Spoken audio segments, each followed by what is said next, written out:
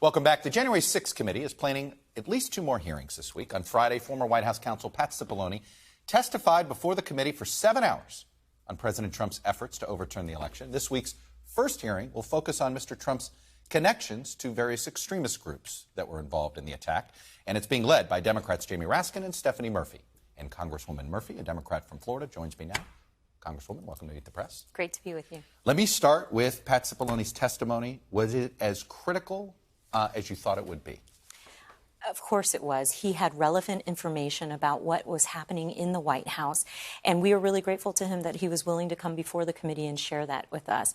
You know, of course, there were areas in which he claimed privilege, but it was important for us to understand what the president's top legal advisor thought about the activities that were happening post-election and in the run-up to January 6th. Can you give me an idea of what he would not touch? He claimed privilege on conversations that related to the advice he provided directly to the president or conversations with the president. But I think we still got a lot of relevant information from him, and it provides us another perspective on what was happening in the White House in those weeks running up to January 6th that were so critically important. I've seen some reports, other fellow committee members said Mr. Cipollonis did not contradict previous witnesses. Did he confirm testimony that Cassidy Hutchinson gave? I think there was a lot of information that fit into this bigger puzzle that we're putting together, and we have different voices telling about the same meeting and more or less telling the same narrative. Of course, you have to understand these are all folks who have had a year plus since the events, and so everybody has a different level of memory or recall on specific details. But the overall message that we have been gathering out of all of these witnesses is that the president knew he had lost the election, or that his advisors had told him he had lost the election, and that he was casting about for ways in which he could retain power and remain the president, despite the fact that the democratic will of the American people was to have President Biden be the next elected. Was it clear that the president was told his actions that he wanted to take were illegal? I think he was given the best possible advice by very talented legal folks, both from Barr at the Department of Justice as well as within the White House in legal counsel. And they gave him very strong advice. What we were able to ascertain from those folks is what their activities were, what they said. And as you have seen in some of the hearings, they said in no unclear terms that these were lines that could not be crossed for the sake of democracy. Can you confirm if he said, we're going to get charged with every crime imaginable? I mean, that was a big, important moment in Cassidy Hutchinson's testimony. Were you able to have him confirm that that is a concern he had? We were able to get him to confirm the concerns that he did have, his reservations about some of the things that were happening, his desire not to be affiliated with, some of the things, his desire to be on the record, have not the affiliated legal... with what? When you say some of the things, the well, speech, like the ellipse? the speech at the ellipse. Okay. He didn't attend the speech at the ellipse. Did he try to get language struck out of it? He, not to get too much in the details, I think for legal counsel, they participated and they can perform the role that they have when speeches do come to them. The Jeffrey Clark scheme, it was referred to that he called that a murder-suicide pact. Were you able to get that confirmed out of him? He made very clear that he thought the Eastman theory, which was this idea that the vice president could somehow unilaterally declare the president-elect, or that the pressure on the Department of Justice, he sided with the Department of Justice on their findings of no fraud in the election.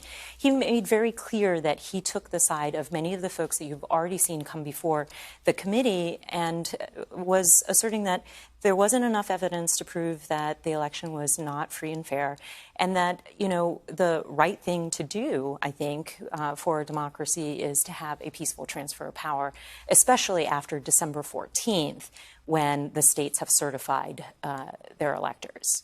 One of the more striking responses to supposedly things that Mr. Cipollonis said was from Jared Kushner. It's a clip we've seen a lot. I want to play it. I know that, he was always him and the team were always saying, oh, we're going to resign. We're not going to be here if this happens, if that happens. So I kind of took it up to just be whining, to be honest with you.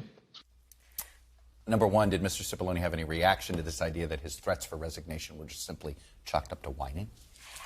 I think when you look at legal advice that's given, because you have to understand Mr. Cipollone wanted to see President Trump succeed. Mm-hmm. And so he was giving him the best legal advice he could to ensure his success. And if he got to a place where he felt like he couldn't morally stand by some sort of action, resigning isn't an act of whining. It is a ultimate protest that his advice was being ignored, and what the president moved forward with was something he didn't want to be associated with. So I'm not sure that I would have characterized it as whining. Let's go to your hearing on Tuesday. Number one, are we going to see much of Mr. Cipollone's testimony on Tuesday, or then the first hearing this week? We are always receiving new information from a lot of different sources, and we are trying to pull the information that the American people most need to hear. And I imagine that you will be hearing things from Mr. Cipollone, but also from others that were in the White House. The focus of this next hearing will be on the domestic violent extremists, as well as members of Congress, people that the president called in to assist him in this pressure campaign. And this pressure campaign is a follow-on to the previous hearings where we talked about how the president pressured the vice president, pressured the Department of Justice, pressured state election and electors to just call the race in his favor. And he, in the waning days leading up to January 6th, called in additional support. Congressman Raskin has called it Convergence. These groups like the Proud Boys and the Oath Keepers and what they were doing here, they wouldn't be here without the president wanting them here. But are you going to be able to provide evidence that's more than just convergence, that there was an absolute understanding as to why the president invited them to Washington? Without spoiling anything that comes this week and encouraging folks to tune in to the specifics, what I will say is that we will lay out the body of evidence that we have that talks about how the president's tweet on the wee hours of December 19th of "Be There, Be Wild" was a siren call to these folks. And we'll talk in detail about what that caused them to do, how that caused them to organize, as well as who else was amplifying that message. And you have evidence of specific members of Congress were somehow involved in amplifying and encouraging these groups to come? Yes, I think all of that is pretty public. They were quite public about their efforts to amplify the president's call to use January 6th as a last stand in this effort to remain as president. Where I know we're coming to the end of these hearings, have you guys started writing your final report? I think that's always a work in progress.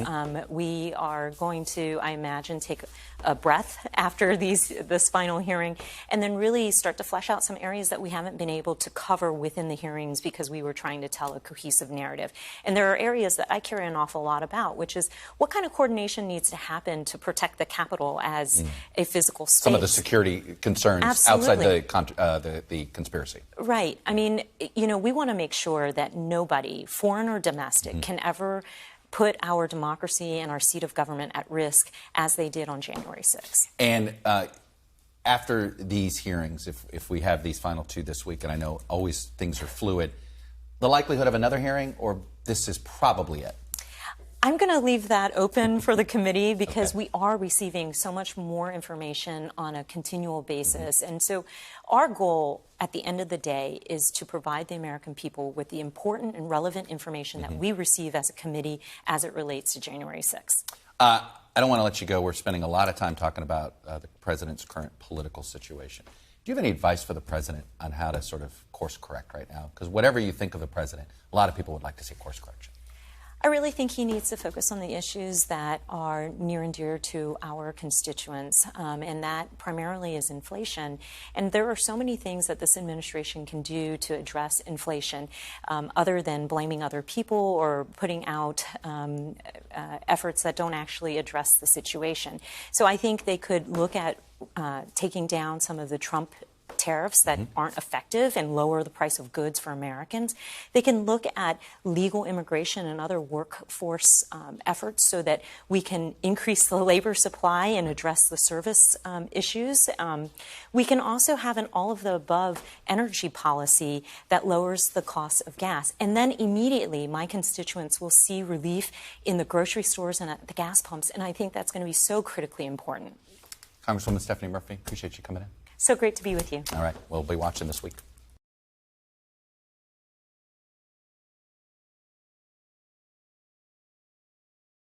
Thanks for watching our YouTube channel. Follow today's top stories and breaking news by downloading the NBC News app.